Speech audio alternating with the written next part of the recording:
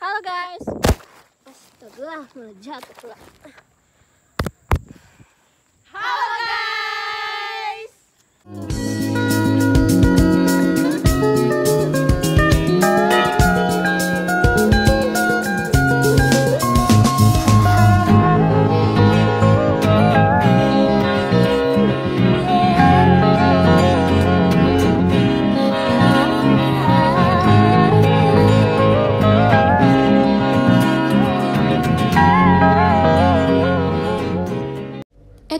Tunggu. Sebelum nonton videonya, mari kita berkenalan yuk.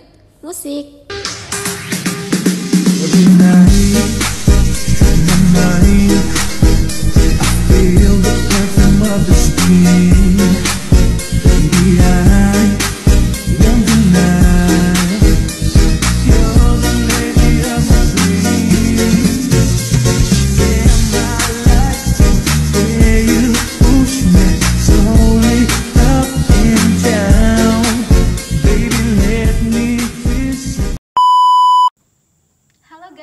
Jadi di sini saya beserta teman-teman saya akan membawakan materi bagaimana anak sudah memenuhi kebutuhan dasarnya. Jadi di sini saya dapat materi tentang pengertian kemandirian. Jadi apa sih kemandirian itu? Jadi kemandirian itu merupakan posisi yang sangat penting atau strategis untuk memenuhi kebutuhan dasarnya. Nah, di sini kemandirian itu bukan hanya berfokus kepada orang tua saja, tetapi bisa dari lingkungan sekitarnya. Nah, BTW di sini saya menjelaskan di tempat bagian pertama, bagian Budar 07. Kemandirian berasal dari kata mandiri. Salah. Bercanda. Baiklah teman-teman, saya di sini bukan untuk bersyarhil, tapi saya akan menjelaskan tentang hakikat kemandirian. Kemandirian berasal dari kata mandiri, dalam bahasa Jawanya berdiri sendiri. Menurut psikologis dan mentalis, kemandirian itu merupakan keadaan seseorang yang mampu dan atau mengerjakan sesuatu tanpa bantuan orang lain. Halo guys, di sini saya akan menjelaskan sedikit tentang ciri-ciri kemandirian yang menurut Mas Run dan kawan-kawannya. Pertama itu tentang kebebasan, di mana kebebasan ini yang dimaksud dia sudah bisa berkehendak sendiri tanpa paksaan dari orang lain. Yang kedua itu ada progresif, di mana progresif ini itu berusaha untuk mengejar prestasi. Dan ketiga ada inisiatif, di mana inisiatif ini seperti berpikir dan bertindak secara kreatif. Oke, kita lanjut aja nomor 4. Maaf ya guys, di nomor 4 ini tidak ada videonya karena tidak terekam. Nah, nomor 4 itu adalah terkendali dari dalam, yang dimana maksudnya mampu untuk mengatasi masalah yang dihadapinya. Ada kemantapan diri sendiri, yang dimaksudnya di sini adalah percaya atas kemampuan diri sendiri. Oke guys, itu aja penjelasan dari saya. Mungkin kalian akan bertanya-tanya atau penasaran di mana sih tempat saya. Kayak sekarang saya ini ada di Lantamal, di bagian Murungan tuh guys. Lihat kan, tempat tentara katanya. Kan katanya sih guys emang tempat tentara. Bilang kalau kita mau masuk di sana tuh harus ngasih KTP.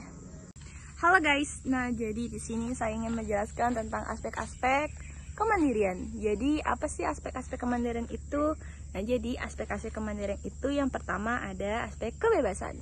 Kenapa bisa dikatakan kebebasan? Jadi anak-anak kita sebagai orang tua juga harus bisa memberikan kebebasan kepada anak, asalkan kita harus bisa memperingati dan bisa membatasi hal yang baik. Yang kedua, inisiatif.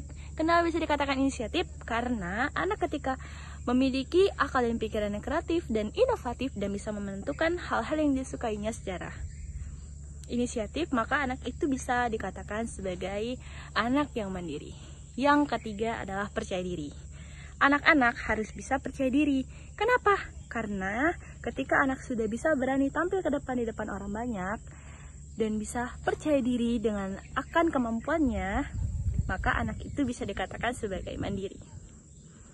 Selanjutnya ada kontrol diri. Kontrol diri ini termasuk dalam kontrol emosi. Ketika anak sudah bisa mengendalikan emosi, amarah, senang, dan apapun itu, anak itu bisa dikatakan sebagai mandiri karena sudah bisa mengontrol emosi. Nah, itu saja yang bisa saya sampaikan tentang aspek-aspek kemandirian anak. Mungkin teman saya bisa melanjutkan penjelasan saya tadi. Dadah! Halo guys, nah jadi di sini saya akan menjelaskan mengenai faktor-faktor yang mempengaruhi kemandirian seorang anak. Nah jadi faktor yang pertama itu menurut Santrok ya teman-teman. Menurut Santrok itu yang pertama faktor lingkungan. Faktor lingkungan ini terbagi lagi menjadi dua, yaitu faktor lingkungan eksternal dan juga faktor lingkungan internal. Nah jadi dari dua faktor lingkungan itu juga bisa mempengaruhi kepribadian anak, termasuk juga kemandirian anak. Nah terus yang kedua itu ada faktor pola asuh. Nah faktor pola asuh ini sangat penting ya teman-teman dari orang tua untuk menanamkan nilai-nilai kemandirian itu sejak kecil, sejak anak kita berusia 5 atau 6 tahun. Nah seperti itu.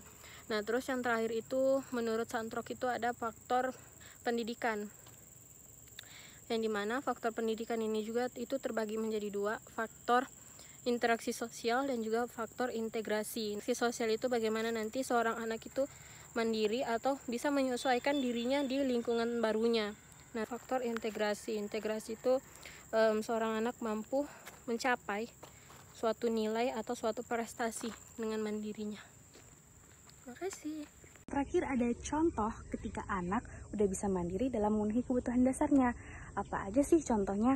Jadi contohnya anak udah bisa mandiri dalam memenuhi kebutuhan dasarnya itu ketika mereka udah bisa makan, minum, dan memakai baju sendiri. Selanjutnya ketika mereka udah bisa tidur sendiri tanpa bantuan orang tua maupun orang dewasa. Dan yang terakhir ketika anak-anak udah bisa mengatur waktu maupun kegiatan mereka sendiri.